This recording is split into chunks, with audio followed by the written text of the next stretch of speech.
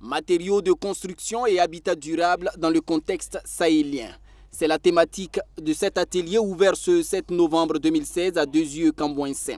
L'idée, c'est de sensibiliser les populations à l'utilisation des matériaux locaux dans leurs différentes constructions. Dans les villages, les gens construisaient en terre et ils n'avaient pas besoin de la climatisation pour y vivre. L'exemple tout simple, si nous prenons les jarres en argile, l'eau qui est dedans est plus fraîche.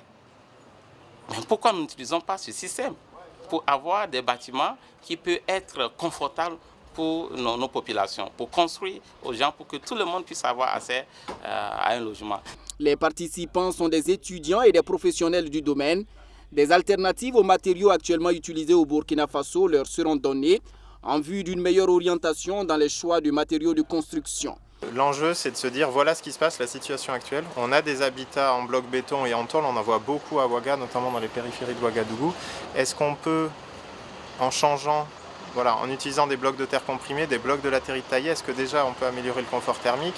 Est-ce qu'ensuite, en se passant de tôle ou en mettant un isolant ou une ventilation nocturne, est-ce qu'on peut déjà améliorer le confort thermique? Donc on va montrer aux étudiants des solutions alternatives. Le ministère en charge de l'habitat trouve le sujet pertinent. Il est donc présent pour soutenir l'initiative. Il faut que nous-mêmes on donne l'exemple.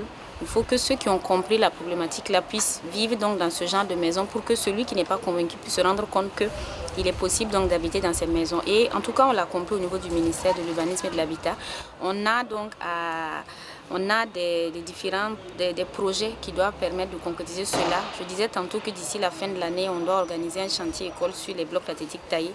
Et on doit également pouvoir permettre de normaliser ces outils-là. Parce qu'il y a certains matériaux qui sont déjà normalisés. Il y a le bloc de terre comprimé qui est normalisé, c'est-à-dire que vous pouvez l'utiliser avec des normes techniques.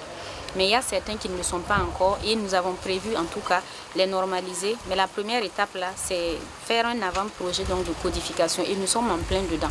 Outre ce volet théorique, les participants à l'atelier visiteront des chantiers écoles en matériaux locaux. Question de toucher la pratique du doigt.